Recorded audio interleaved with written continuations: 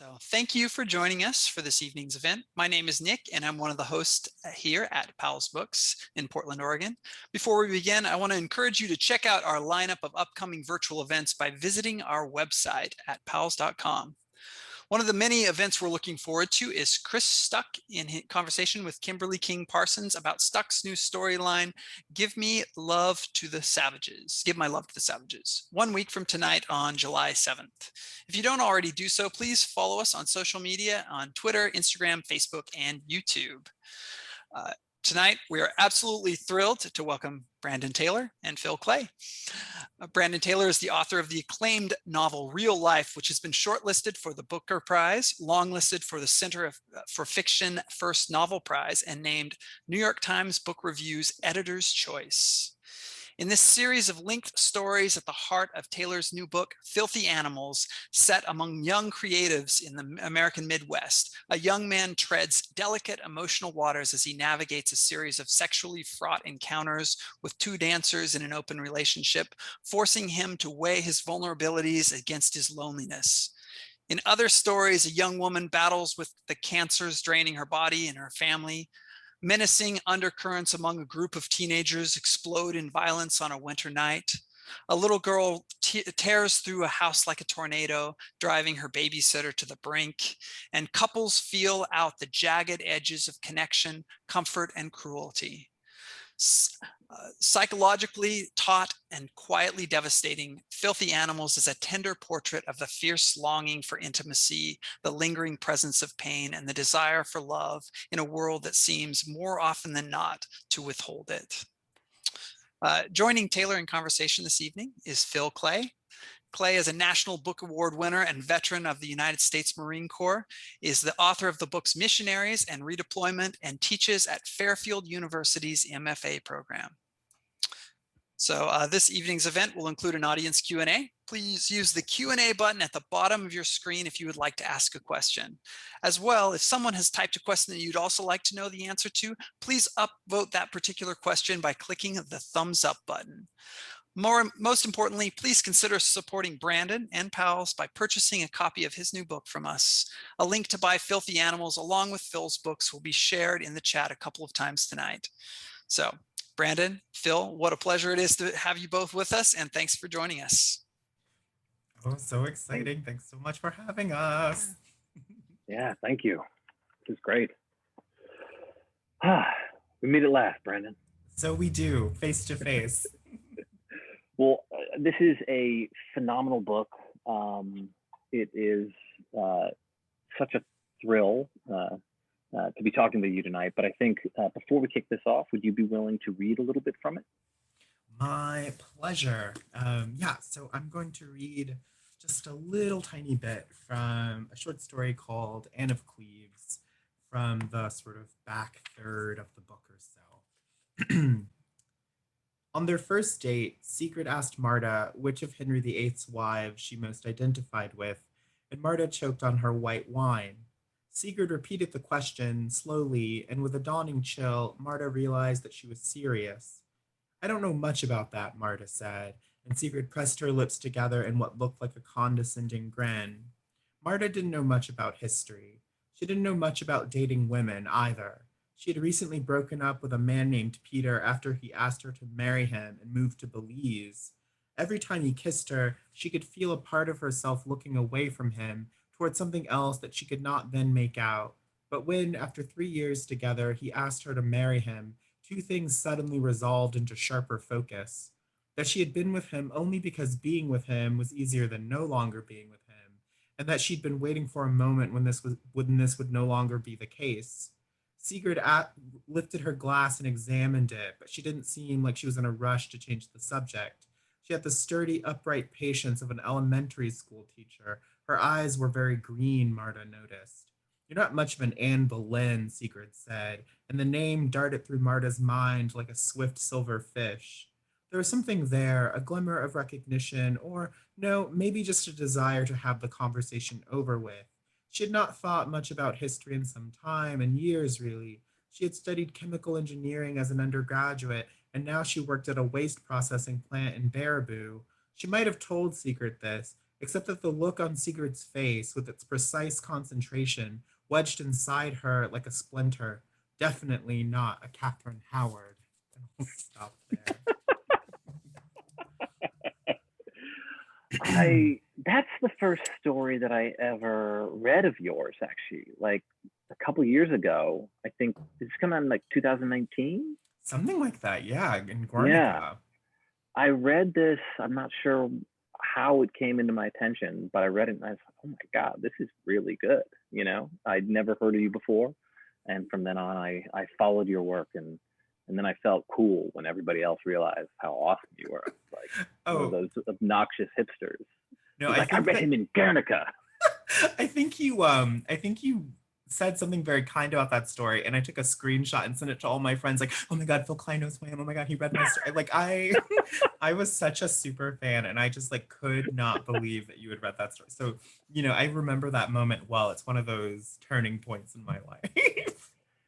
It's also that's a good entry point because you're so good at these sort of like halting and difficult attempts at connection, at communication, at creating intimacy, and also the ways in which like we sort of stupidly blind ourselves to each other. And that story is this very really beautiful and delicate portrait of like this sort of these two characters sort of closing the sometimes prickly distance between the two of them. And it's also one of the happier stories in the Yeah. book. Yeah, it is. I Tom Drury was my thesis advisor when I was an Yeah. MFA student, and he used to say like, you have a lot of stories about relationships, but you only have one love story, and that love story is Anne of Cleves. And I was like, you are 100% correct. It's like the rare, the rare sort of like characters fall in love, and I don't punish them for it. And you begin the book with um, a line from John 15:19. You break up the line as if it's a poem. If you were of the world would love you as its own. And that just stopped my heart with sadness, just the very outset of the book. And the what you create in the book is, for those of you who haven't read it, and you haven't read it, if you don't have it, please click on that link, get it from Powell's. If you already have it, click on the link and get another book from Powell's, because it's wonderful of them to host us. But there's a kind of thread running through the book where you have these three characters, Lionel, Sophie, and Charles, the two dancers, then Lionel, who has committed, sort of attempted to commit suicide, and then has, dropped out of his program where he's studying math and is now proctoring exams, and he sort of feels as though he's kind of dropped out of not necessarily life, but the kind of status game that gives people weight and meaning when they show up to parties like the one that opens. And then interspersed in that are other stories, often involving sort of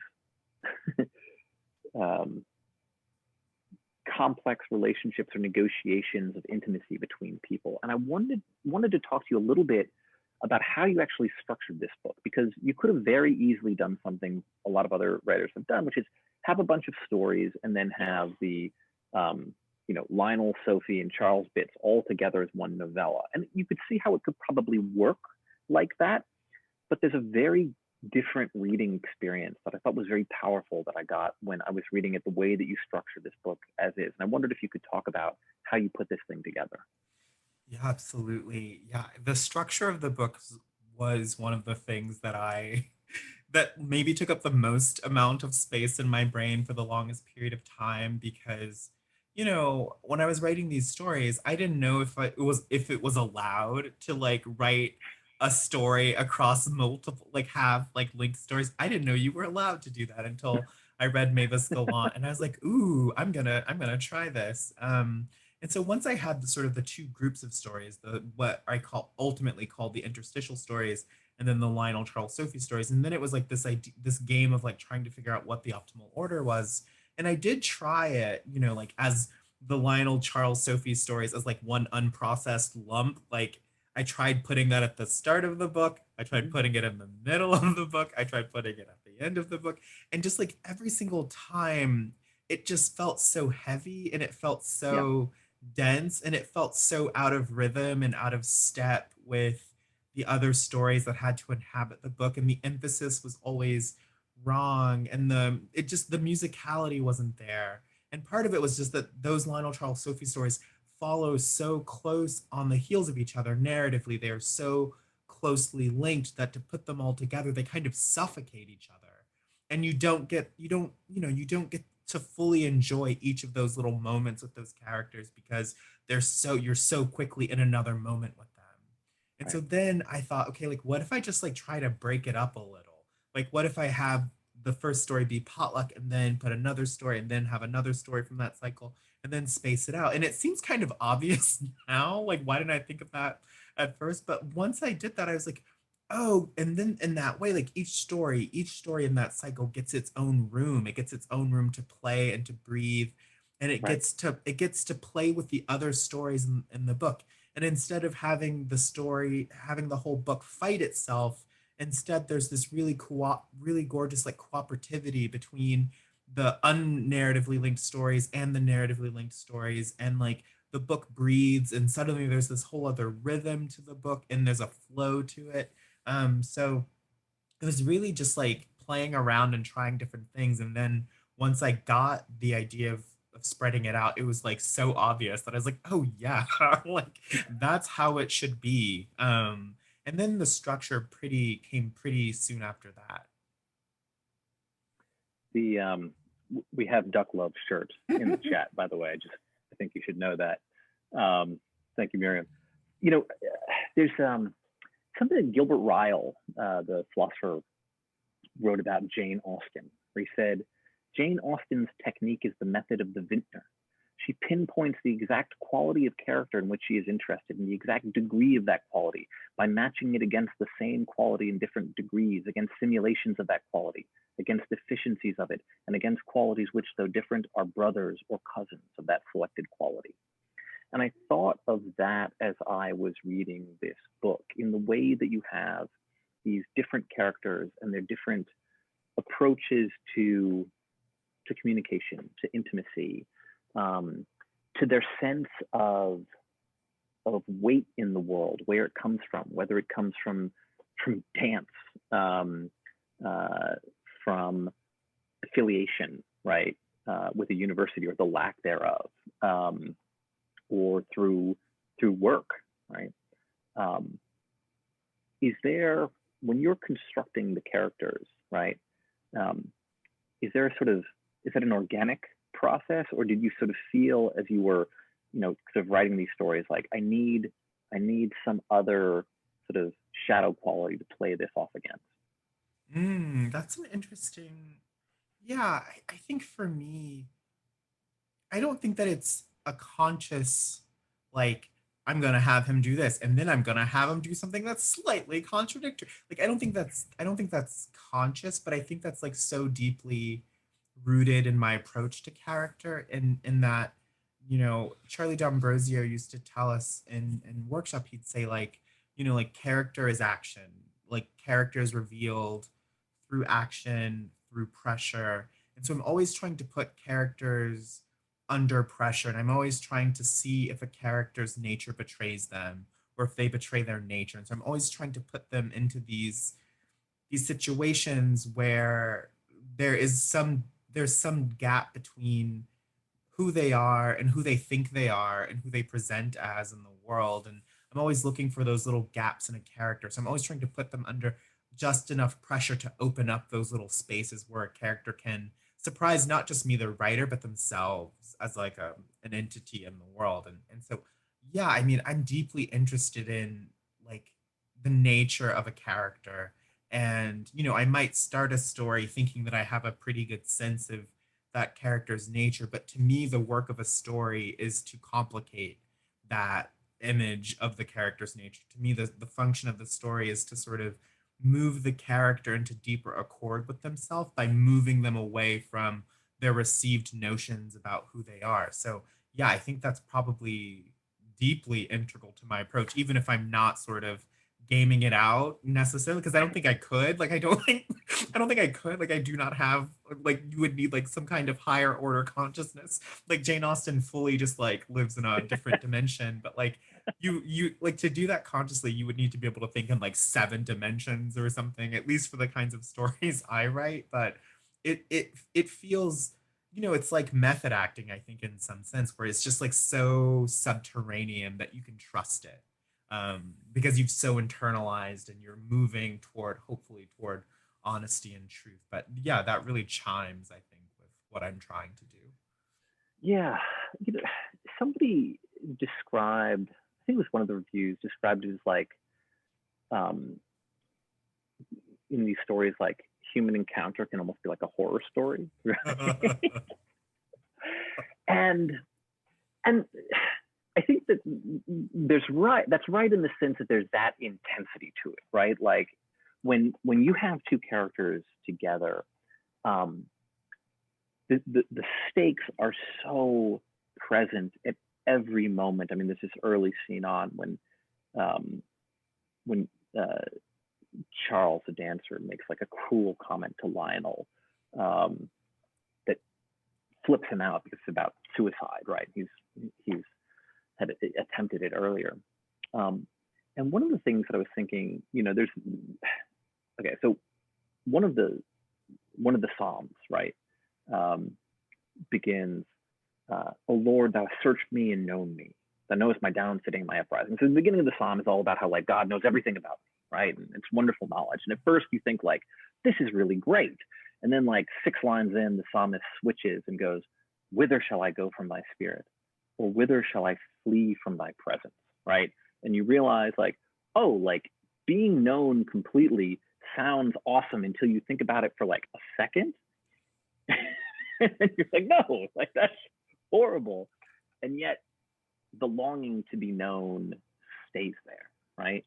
And I think that, you know, there's this intense longing that drives a lot of the characters, and it seems especially Lionel, to sort of to be known, to sort of open oneself up in terms of one's vulnerabilities.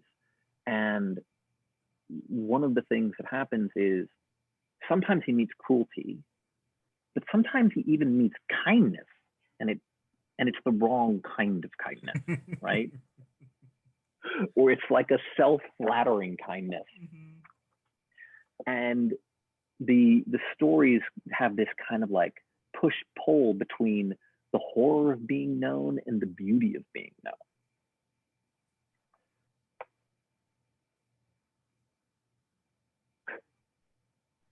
When you're writing these encounters, right? Is it more, do you feel more attuned to the horror or the beauty and the longing? I think it's probably both, right? Like it's the beauty of being known, and then it's like the horror of the beauty of being known. And then because there is something kind of self-revelatory when you realize that you're the kind of person who does want to be known. Like I always think about, people always think that it is this dichotomy between like the joys of being known and then like the mortification of being perceived.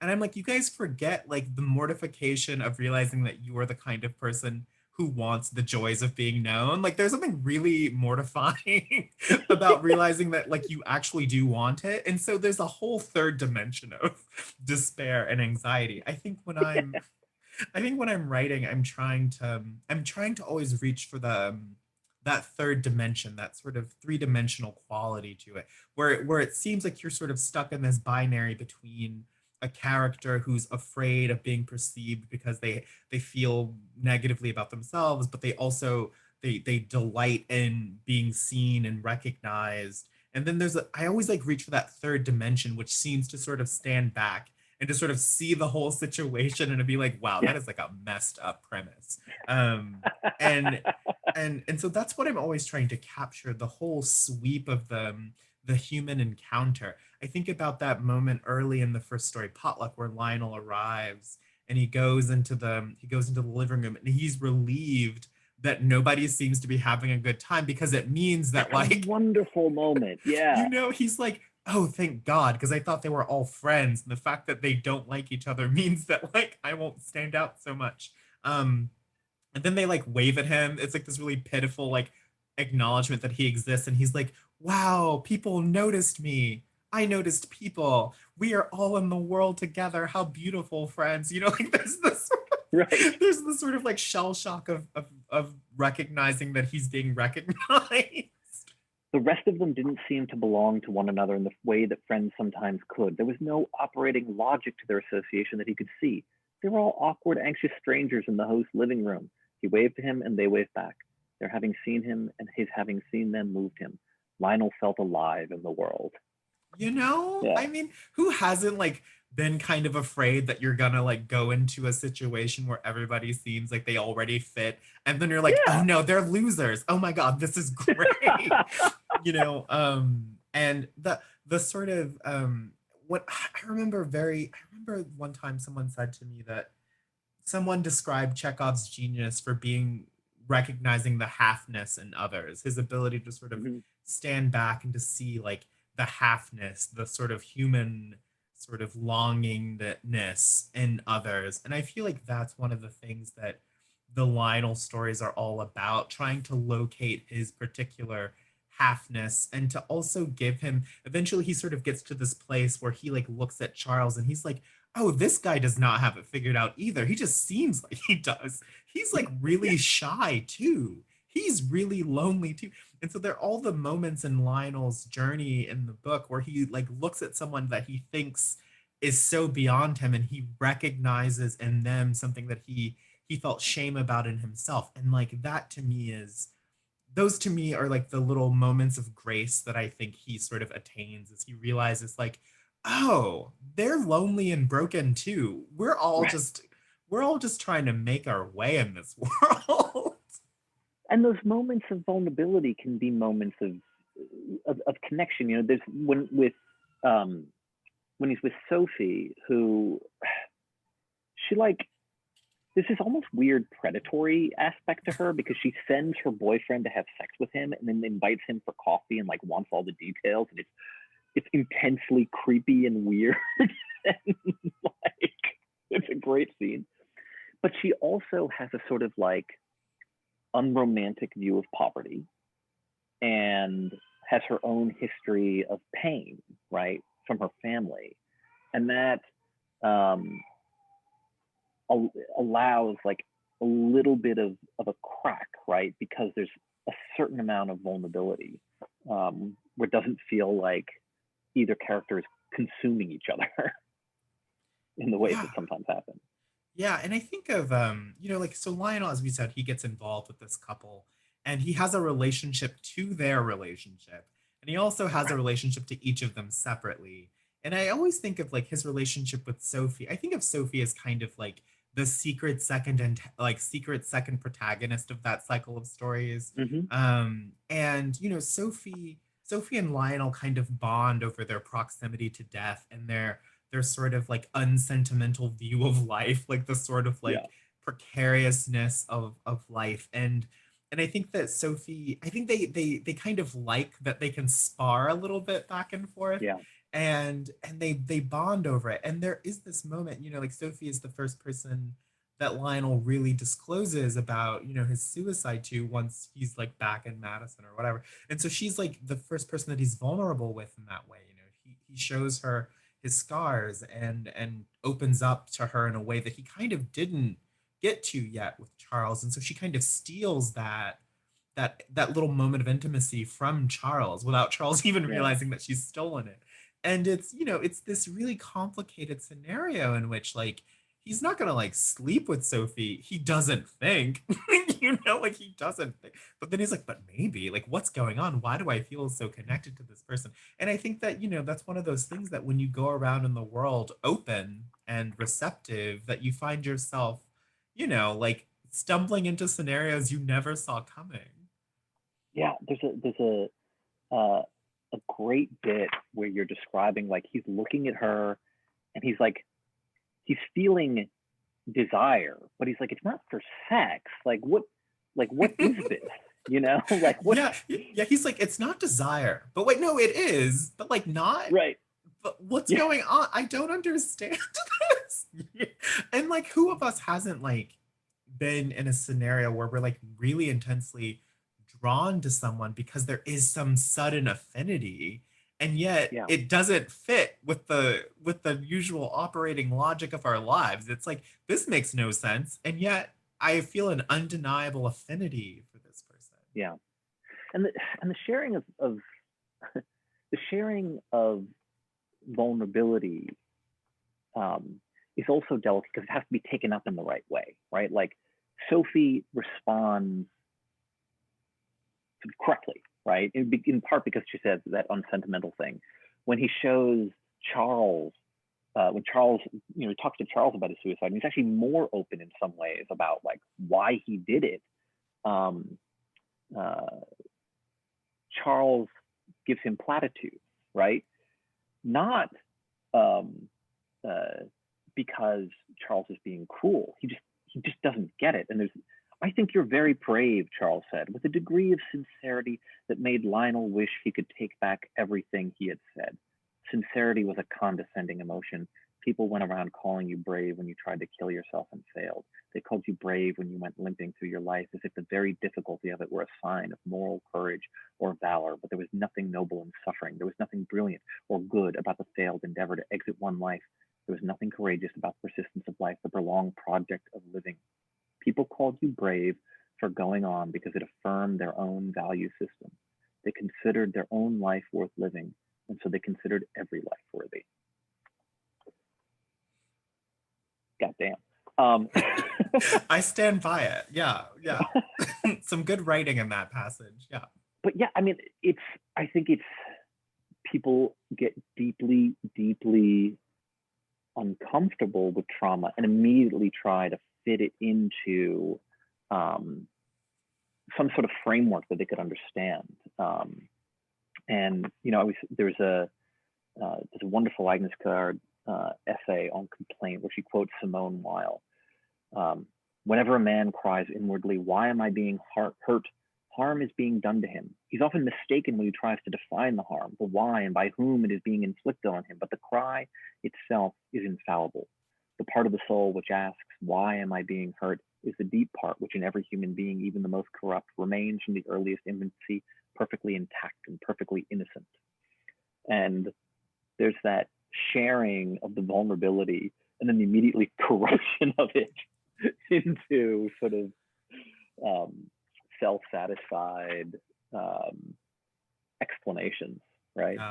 But I think like that is part of the terror of like what he feels, like the terror he feels at the prospect of being known is suddenly, instead of just like feeling your emotions and sort of just like carrying them around with you, the minute you try to divulge them to someone else like takes ownership of them. And suddenly it's like an argument that they can win about your own emotional states. And I think that's very much like for Lionel and I think for many of my poor traumatized characters, I think that that's like one of the difficulties of trauma is both, the fact that it shifts us into this space of being incredibly inarticulate about what it has done to us, but also the sort of drive to want to articulate it so that other people can share in it with us, but also in that sharing it becomes a little less pure somehow. It becomes something gets lost in transmission, and that's not nothing, the bit of it that's lost, or it becomes a commodity in one of the stories, As Though That Were Love, which is just a great, fantastic story. And again, like intimacy between two characters, one who wants sex, one who doesn't, so wants something maybe more important. He's talking about sort of a trauma, right? So when Harches was 10, I don't know how to pronounce it. Harches? Yeah, you got it. Harches was 10. He'd gotten himself stung by 7 wasps at his aunt Laura Ann's house, and his mother had said, "That's what faggots get." It was a story he had learned to tell white people with some degree of exaggerated gravity, and it had paid for his college because white people had a vast hunger for the calamities of others. I mean, big if true. I mean, honestly, kind of true. I mean, I did write a first novel, and that was sort of was the result. But you know, what's interesting about that story is that that story was the first story that I wrote after writing Real Life, and it Yeah. was the first story that I wrote at the IR Writers Workshop, and it was my first time like trying to take on in a really direct way, like not only just like questions of quote unquote race, but like what do you do when you are a Black person who has to have a certain kind of relationship to the overculture, particularly like Right. when you are expected to perform your trauma in various ways for various reasons. And you know, that story is my way of trying to sort of begin to work out the meta component to Black, Yeah. like the meta to the construction of Blackness in liberal America. And yeah, so like that story, I mean, also that story, people hated it in class, and someone asked if we could stop talking about my story and go home. And it was a mess. It was a mess. But yeah, I mean, that story is so much about, I mean, about many things, but especially like what you do with trauma and the ways that trauma can be a thing that you perform, and the thing that, you know, the ways that trauma can be a thing that you use as a currency because other Yeah. people attach. And it is because of that thing that we were just talking about, because people project and attach all sorts of stuff to your trauma so that it's not even yours anymore. It's like this weird Right. 3D projection of Yeah. societal expectations. It has a cultural and political currency, right? I mean, in a very different way, I see this in when talking about war veterans, right? Like that there is a distinct. It's not just that there's a distinct meaning that your trauma is supposed to have. Like if you have trauma, first off, you're supposed to have trauma, Yes. right? And then it's supposed to have a particular meaning, right? And there's like a particular way that it's supposed to be interpreted, right? And then it's like, but I thought this was mine. Yeah. And it like slots into the narrative, and it like comes down the automat of like marginalized story, you know, like Right. it just and it turns, you know, it turns the mush of singular human experience into these like gelatinized amalgams of like processed cultural narrative. You know, And that's one of the it's, things that, sorry, go ahead. I was gonna say, and it's like it's kind of like what the cultural machinery is like in place to do in some sense. One of the weird things too is it won't always even necessarily be that like the political or cultural cash out that people are taking from it is wrong necessarily, right? You know, whatever those white people are taking from that particular story, right? It might be related to some things that you might actually wish somebody to take from that story, but nevertheless, there's something objectifying about it, right? And the process of doing that sort of puts your characters, and this happens in a variety of ways, not just around race, right? But certainly around race as well as a component of threads with stories, where it's almost like they start having to look at themselves with this external objectifying gaze, right? Which becomes necessary to sort of navigate like the social situation that they're in. You know, it's. I was thinking about Caitlin Greenidge, who's a writer I think we both admire very much. She's a genius. Yeah, she's incredible. Buy her book in the Powell's link too. If you have Liberty. Both of them. Indeed. Yeah, Liberty and We Love You, Charlie Freeman is so good, so funny. She sort of read Real Life through Orlando Patterson's notion of social death, right? And the sort of, you know, the idea that Patterson has of like the slave being like socially dead, which means they're open to gratuitous violence, natally alienated, and generally dishonored before any action or thought is considered, right? And, you know, that is specific and sort of, you know, she's drawing into threads of Afro-pessimism, but and that's, I think, certainly present in your work, but there are degrees and gradations of sort of social isolation and strangeness and veiled hostility and aggression that seem to operate across many variables in your work. There's race, there's class. Lionel is certainly not, and neither is the, I was about to say the narrator of real life. I apologize. I know your feelings about the first person. You know, there's sharpness to those characters and a kind of prickliness, and they have the ability to wound as well, right? And how do you, you know, when you're sort of threading in these sort of there's the kind of social, cultural, political understanding of things like race and class and the other components that go into your work, right? And little subtle variations, you know, like, you know, if you have this job, right? Like Lionel is proctoring, and so that means that he's demeaned in some way, right? Because these other people are still in a grad program. They still, you know, they're in something that signifies a particular type of future that his work no longer does.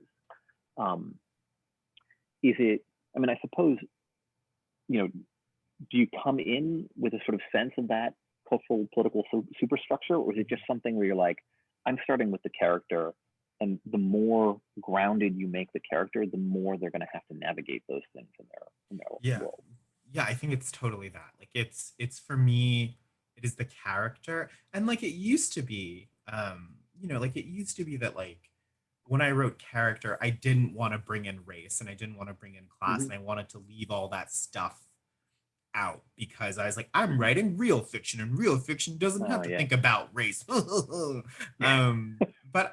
it is interesting to me that I feel like the better I have gotten at writing and the closer I feel to my characters, the more I do have to attend to race and class and the societal structures. Like I don't just like want to write a character like drifting through sort of vaguely, you know, appointed spaces. Like I want to write real people. And the fact of the matter is that like real people have to move through like this matrix of hierarchical systems, you know, like they're always having to move through it. But where I feel like I don't want to go is that I don't want to like let those systems get in the way of telling the human story, because the fact of the matter is like I have to navigate various hierarchical systems every day of my life, but I'm not like I'm blackety blacking down the street. I'm gonna open this door blackly, gonna cross this street blackly.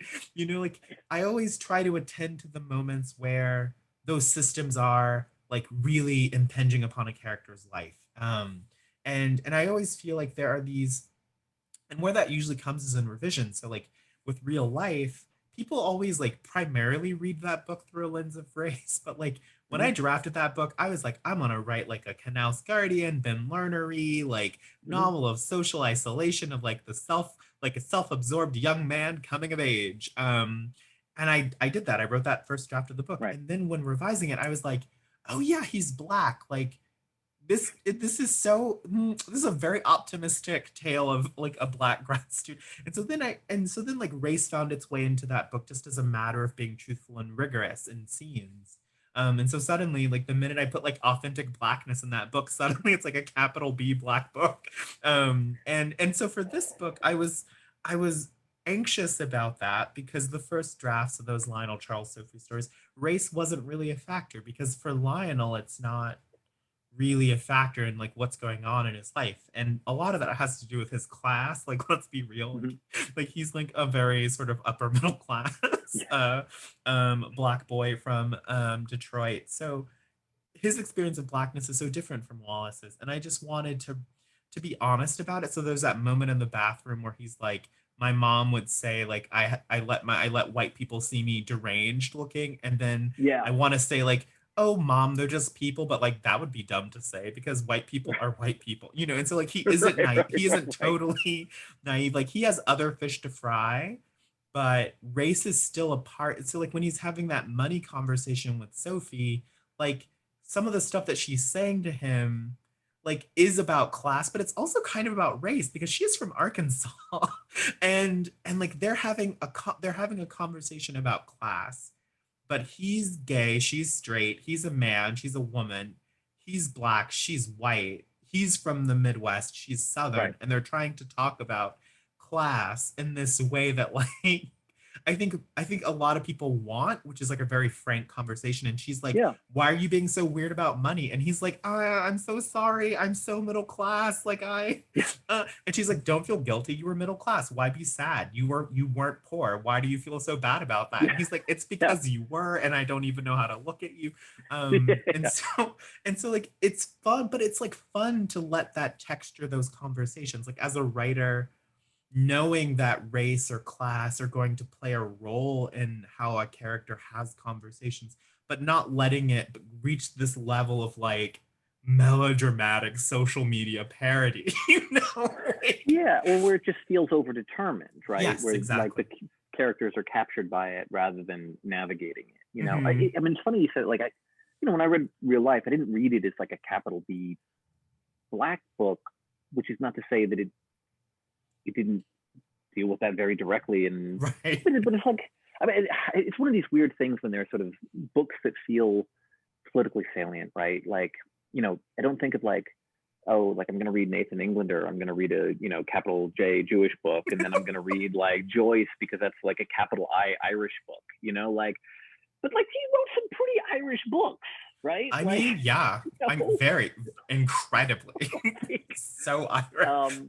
so it's just barely Irish, I um, mean, Araby, come on now. But I know what you mean. Like it's like it's in there because I like the character is black. It should because be that's in life, there. right? That's what, Exactly. yeah. But when people are like, he wrote a novel about race, I'm like, did I? Like, first of all, what would that even look like? Second Right. of all, like it's kind of about being Well, self-absorbed 20. you did, but you wrote a novel about a lot of things, Yeah, right? exactly. Yeah. Yeah. It's like I wrote like I guess the short answer to this is like I write about characters and I Right. try to write about their lives in an honest way and I try to attend to the pressures of their lives and yeah, I'm always like checking it against the external reality. Like I don't want to write like a racial fantasy or Right. like a class fantasy. And so I'm always checking it against the external reality. Like, does this ring true? But I'm never like, I try not to let it become the prime, like have true primacy. Like there are some books that are like that and they're great. I just don't want to write one. So we're going to need to go to questions soon, but what do you do with the first person, Brandon? Okay, so here's the tea. I'm gonna give you the tea on the first person. I I'll just take out my book of 12 stories written in the first person and read it while you answer this. well, I will say that your stories don't even read like the first person. I think that part of my problem with the first person is that a lot of first person it has like the locked box problem. It has like the sort of head in a jar floating through Yeah. space, and it doesn't sort of beam out onto other characters or other Mhm. lives. And I think a lot of times with first person, you can feel the voice creating occasions for itself and kind Mhm. of like flattening tension and so like I like it always just feels like the first person is like a really estranging point of view. But I think for myself in like writing it, I just like feel like I could never know enough about a character at the outset of a story to write it first person. I'm just like, what? How do you even like how do people even do it? Like it just is so mysterious to me. But You write like 18 versions. I imagine so. And then you just like collate them like an essay, just like collate the. I'm not kidding. I can send you like the 18 different voices for like one of the stories that I wrote. Oh gosh, that is terrifying. That is truly, and I feel like first person, like the margin of error in a first person is like it's so complicated. It's an incredibly complicated point of view, and I feel like a lot of people, I feel like most people in my peer group, they're just like ducks to water. They can't get enough. First person, that's the mode they think in, and I'm just like, what are you guys doing? You have no room to do anything else. Like it first person is full on. So I'm just not a good enough writer to write in first Yeah, sure. Whatever. I'm gonna look at the Q&A. So, and folks, you can type things into the Q&A as well. So Michael Foucher says, "Hey, big fans of you both. Thank you so much for chatting tonight. You both have written and published a collection of stories and a novel which form was a more natural home for your narrative instincts. Is one more fun or enriching to explore and experiment in?" Brandon? Yeah, I am a short story writer through and through. The short story is just the place where I feel like I have something to say, and it's the place where I feel like I feel the most alive and that I know Mhm. what I'm doing. And it's just my natural form that I sort of turn to. Not that like writers have like natural forms and they can never do anything except that one thing, but if it could be said that I had a natural form and like a style, like a form home, it would be the short story. Like I'm always thinking in terms of stories, and yeah, I love the story. I mean, the novel is a really gorgeous form. I just feel like I never quite know what I'm doing. Like it's just I'm working on 3 novels right now, and I just like don't even know what I'm doing. I'm like, is this right? Like, is this allowed? Like, I just don't know enough about novels, to be honest. Chaotic. Neither do I. I mean, I think the subject that you're writing, what you kind of determines it, right? So, like Mhm. short stories depend on these sort of like intense, often imagistic moments that you kind of put in conversation with each other in a tight narrative structure, right? Um, where everything is sort of bound together, where you can hold the whole thing in your head at once, and hopefully it creates this kind of like impact on the reader. A novel, for my novel, I wanted to do a novel that was going to sort of tie together various different institutions doing violence around the world. And in order to trace those things out narratively, you just had to have a novel. Like you can't, in a novel you can create like a variety of different sort of like Iris Murdoch calls them like centers of concern or centers of intention, right? Like these like mutually like everyone is connected together. The decisions that everybody is making impact one another in the broader social sphere, and yet each one is sort of internally focused, and they have their own sort of center of concern. And you sort of put all these things into interaction and let them play in this sort of big sandbox that is the world that you create in the novel. You can only do that in a novel. A short story, like, you just can't, right? It's a totally different form. It feels very different. I will say, when I started writing a novel, I was like, oh my God, I don't have to invent a new voice every time. Like, oh, and my novel, the first half is in 4 different first persons because I hate myself, and then the second half is in the third person, right? When it sort of broadens out into this wider social sphere. So Yeah. it had to be like that. Mhm. I So totally agree. The thing will tell you the form it needs to be. yeah. So Colin says, Brandon, in the past, you've discussed the influence of Louise Glick on your work. I was interested in how you think this influence manifested in Filthy Animals. Ooh, let's talk about poetry in general Oh, too. But yeah, yeah. Glick first. Oh, yeah. I mean, so many ways. There are so many. I wouldn't be surprised if there were just like a million lines in this book that just like started out as Louise Glick verses. Yeah, I mean, Glick is all over this book, especially her long poem Landscape. Though, I think the story that bears its imprint the most is probably As Though That Were Love. But, that story is also kind of an homage to Elizabeth Bishop. And for a long time, this book had a little bit of a dueling Glick Bishop epigraph fight before I landed on John. And I think also my story, What Made Them Made You, there's something very Glicky about it, especially those like really sepulchral, like early Glick poems. I think that's all over that story. But I think from Glick, I think about her lines, the sort of diamond sharp sort of lucidity of her poems, and also just like she's so good at atmosphere, and she's so good at Mhm. tone, and she's so good at like breaking your heart on these like incredible turns, like in that poem Landscape, when she's like, there's this one part that's like, it had to be the right time, the dead already in place, so to speak, talking about a burning of a field. And I'm just like, I think about that line, it had to be the right time all the time. And also that line, it is like losing a year of your life to what would you lose a year of your life? I'm just like always, how does she do it? Like, where is she? Like, she just crushes me all the time. But yeah, I think a lot about the way that she writes nature as well. And the sort of severity of her descriptions is all over this book, I think. That's interesting. Yeah, I love Glick. I met her, She's so good. and I was like, I love your work, and she looked at me like I was a lunatic. Oh, I bet she did. Yeah, that does not strike me as like a thing that she that she handles very well. She's probably like, "What are you doing? Why are you standing so close to me?" Are there other poets who you sort of are drawn to, as you're thinking about as you write? Oh yeah, I mean, well, Glick and Bishop are like Mm-hmm. uppermost. And I Yeah, think also I think a lot about Shakespeare. I know that's kind of cliche, but I'm often thinking about Shakespeare, especially I've like, heard he's pretty good. oh yeah, I dabble. I think about Hamlet and Richard II all the time, those two plays, but also some of his sonnets. They're just so incredible. And I think about the poet Derek Austin. He's like the poet of my life.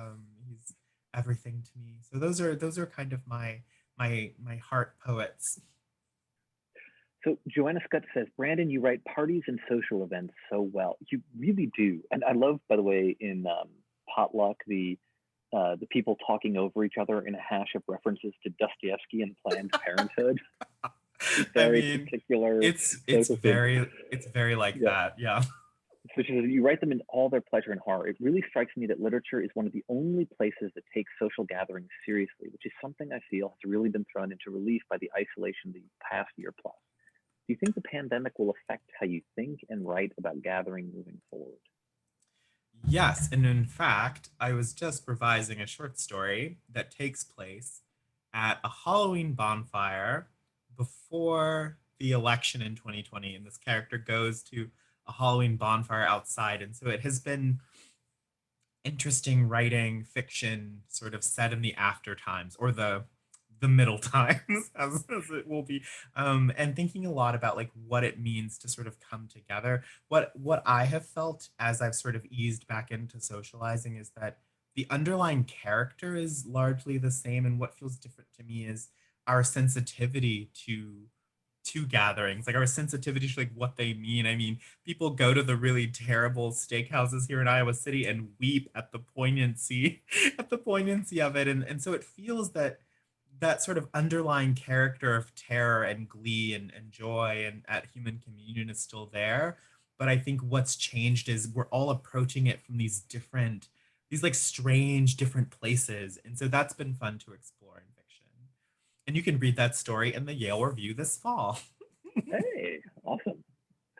Um, Reed says, in real life, it was notable that you described Madison as the location of the novel, but omitted naming it specifically. Was that intentional, and how so? As being born and raised in Madison, it added to the story for me, being able to picture myself as a witness of the Union Terrace and along the lakeshore. Oh, that makes me so happy. Yeah, so the really clear answer to that question is that I did not name Madison in real life because I did not trust my ability to write. I thought I was a bad writer. And so I thought, well, I don't want to call it Madison and then make everybody in Madison think, "Oh, he did such a bad job." So I'll just like write it and then maybe a few people will recognize Madison. But of course, literally everyone who lives in Madison was like, "Ah, yes. I know this place. I knew exactly where these characters were," and they felt really excited about it. And so in Filthy Animals, I think Madison is named exclusively, like clearly, explicitly named. And I always think of like my first four books as being like a cycle. And like what has changed for the most part is like the Midwest has been described with like increasing levels of granularity. And so in Filthy Animals, I named the street, like I named the city. And in the late Americans, I'm in Iowa City and I can name like kind of streets. And in my fourth book, Group Show, I literally felt so comfortable that I just like invented a literal art museum and plopped it in downtown Madison, Wisconsin. And so like I feel like I've like grown in my confidence to name and designate in the Midwest. And yeah, it's like one of the little, I think like one of the little one of the Easter eggs that readers can get if once they're able to read all 4 books is to note like, wow, he's like getting really comfortable with the Midwest. He's getting really comfortable with the Midwest. It's yeah, I mean, I will like, you know, I'll base something on like a specific battle that happened in Afghanistan, for example, and be like, like midway into it, like I could have made up a battle. Now I have to figure out like whether they had air support or not, you know. Like, but then I find that, you know, later, like I'll write a story where you know, you can get things wrong, and then, but if people feel like you've got the tone and the mood or something honest about the characters, they go with it, right? Yeah, no, totally. I mean, although I will say that I felt really proud in this story that I just mentioned because I made up a poet, like I made up a poet, and both times other people have read this story, they've been like, you know, I was like looking for this poet because her work sounded really interesting, and I just like could not find her. Like, what's her name? And I'm like, she doesn't have one. I made her up, and they're like, whoa. Like now I kind of wish she existed. Yeah. But no, I think you're totally right. Like it's really a matter, like if you are wrong with confidence, as we have learned from watching our political landscape over the last several centuries, like if you are wrong with confidence, people tend to let you rock with it. The people like, yeah, I know what that's about. You know, there's also so much that you do with setting, just in general, in terms of the way that you describe the physical setting is, it's just like, and the opening of real life, I actually teach that in a class on how to do setting. Yeah. To my students, because it reads really clear. You know, you're not like, it doesn't, you know, when you're reading it, it doesn't feel like Brandon Taylor, the magician, performing linguistic miracles for you, but you're getting this really rich, clear sense of the setting that is cluing you in and sort of giving you an emotional and psychological portrait of the character and of the social scene that he's a part of in this really elegant, clear way that I admire. Oh, thank you. I probably stole it all from Mrs. Dalloway. I recently reread Mrs. Dalloway and I was like, wow, this reminds me of something. And then I'm like, oh, wait, it's the opening of my novel. Except I think Virginia Woolf really is a magician doing like 6 different things with the opening of Mrs. She like uses like 4 different points of view in like half a page. Like she is motoring in the opening of that novel. But I mean, I love setting. Setting is one of my first loves as a writer, but I always think that setting should come indirectly. Like setting should come with a kind of interior weather affixed to it, and like that interior weather comes from the character. Like that's how you get really effective set design and setting work. I think is that it tells you something not just about the place, but about the eyes that are viewing the place and like the point of view from whence you're coming. So I love setting, but it's always got to be doing like 4 different things because otherwise people get on Goodreads and they're like, he was describing trees for 3 pages, you know. So I don't want that, but I do want the setting to feel alive and I want it to feel observed. I want there to be a discernible texture or charge without it feeling too overwhelming. But yeah, I love describing stuff. It's a sickness. Well, we have reached 9. I could probably talk to you about this book forever. I have all my notes here on each story. Oh, thanks. But I think we should be generous to our viewers, I guess. So thank you, all of you, for attending. Thank you, Brandon. This has been, for this book, this opportunity. It's been wonderful chatting with you. And thank you, Powell. Yeah, thanks, Powell. Thanks, Phil. It was such a pleasure. And thanks, everybody, for coming. Yeah, thanks. And thank you both so much for joining us tonight.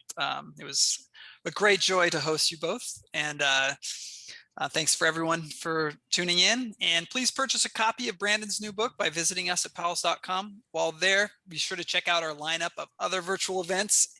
And we look forward to seeing you both at another one soon. Fingers crossed. Thanks Yay. so much. Yeah, Bye. thanks, Brandon and Phil. All right, good night, everyone. Bye, guys.